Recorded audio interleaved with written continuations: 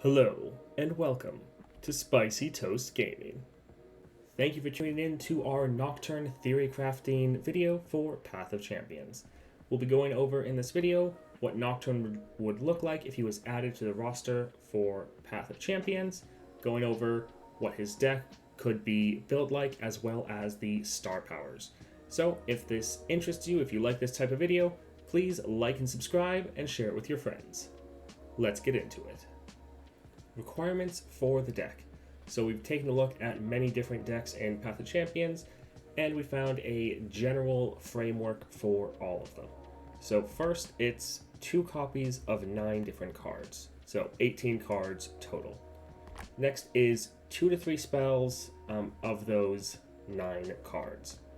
And lastly is most cards cost 4 or less. Normally any cards above that is either the champion themselves, or it's a higher card that then gets reduced down to that 4 amount through the champion levels. So with these requirements in mind, let's go take a look at the deck that we've constructed for Nocturne. In game now with Nocturne and the deck we've crafted for him. So first let's take a look at Nocturne himself. So Nocturne is a 4-drop, fearsome, 5/3. Nightfall, grant an enemy vulnerable and give enemies -1 power this round. And then his level up is you've attacked with 5+ Nightfall or fearsome allies. His level up, he's then a 6/4, and now other allies have fearsome. When you summon a unit, give enemies -1 power this round. His champion spell is Unspeakable Horror. Drain 1 from anything. Create a Nocturne in your deck. Nightfall, create a random Nightfall card in hand. So as you can see, Nocturne both scales with Nightfall and Fearsome. So we're going to have both of those in his deck. We're going to be leaning more towards Fearsome with the star powers. We already have a Nightfall pure deck in Diana, where that's the entire point of the whole thing. So we don't want to focus too much on that. We'd rather lean and focus on the fearsome aspect, but we will have some Nightfall synergy throughout this deck. So as you can see, we have 19 cards.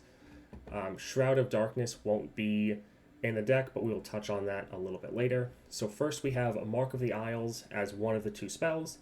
Grant an ally 2/2 and ephemeral. So this is a very good combat trick of when you're going to lose an engagement anyways, and so you want to buff up your unit to be able to either push some more damage on the enemy nexus or just kill the unit that is blocking them. Sinister Poro, good 1-drop, 1/1 fearsome.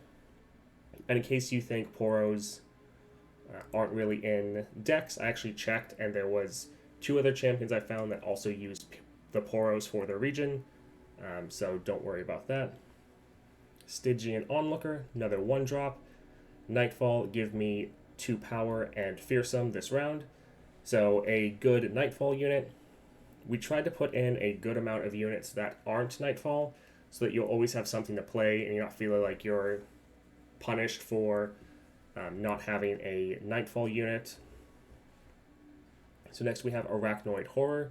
So a 2-drop with 3 power and 2 health with fearsome. Everstage Shocker, or Stalker. Can't block, but is fearsome ephemeral. With Nightfall, create a copy of me in hand.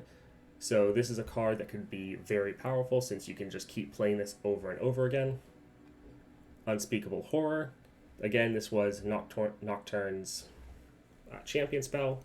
It's always good to be able to have the champion spell as a spell in the deck if possible, because then with champion level ups, you're able to get some interesting items on them and can potentially do like an infinite loop of you play it and then immediately could draw another one if you got a champion horn on it or something like that.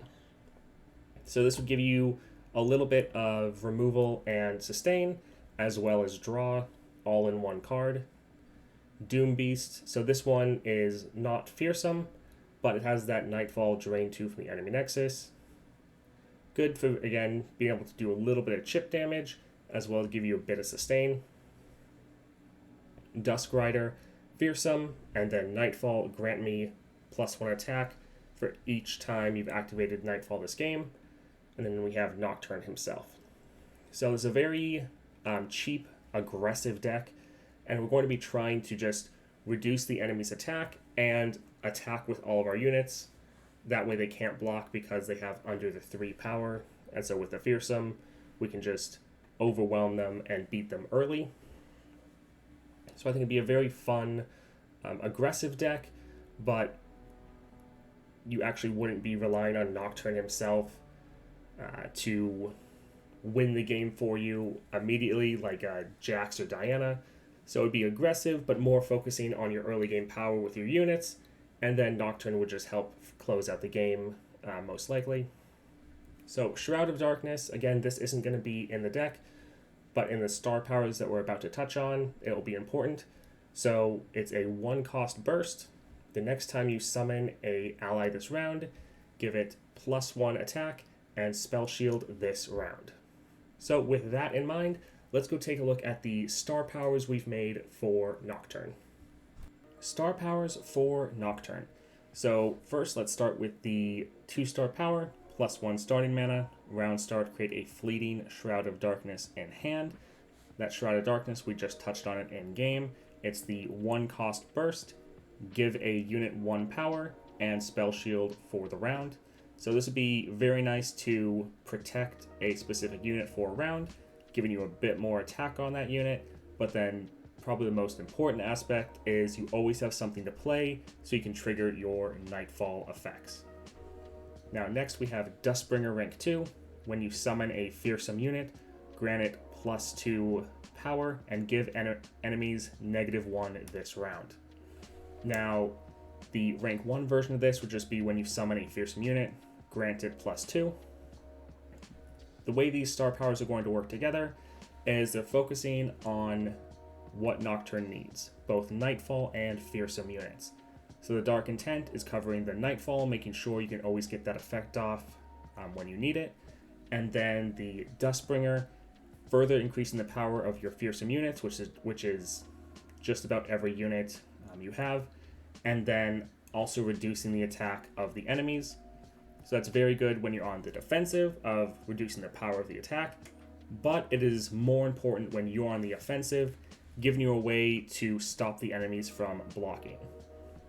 So we have many different ways of trying to avoid enemy units in Path of Champions, whether it's elusive, frostbite, stuns, or overwhelm just going through them, but we don't have any deck that really focuses on fearsome at all, and so I think Nocturne would be a very fun, interesting playstyle, a very aggro deck, but one that's not focused on the champion being the winning strategy completely, like Diana or Jax, where at the end of the game, when you're level 30 with 3 stars, essentially the only card you're playing is Jax or Diana. They're just a one-man army that's ending the game in 2 rounds.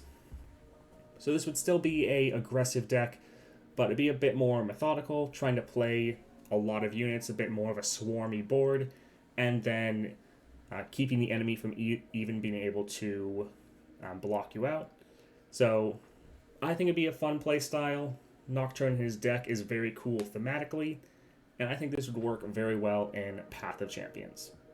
Definitely let me know down in the comments below your thoughts on this, if there's any other champions you want me to cover, and if you enjoyed these videos, please like and subscribe. Thanks for watching. Thank you so much for watching that video. We're putting out daily content for Path of Champions, so if that interests you, please like, subscribe, hit that notification bell, and comment down below. We're just starting out here on YouTube, trying to grow the channel, so any help is greatly appreciated. Thank you, and have a great day.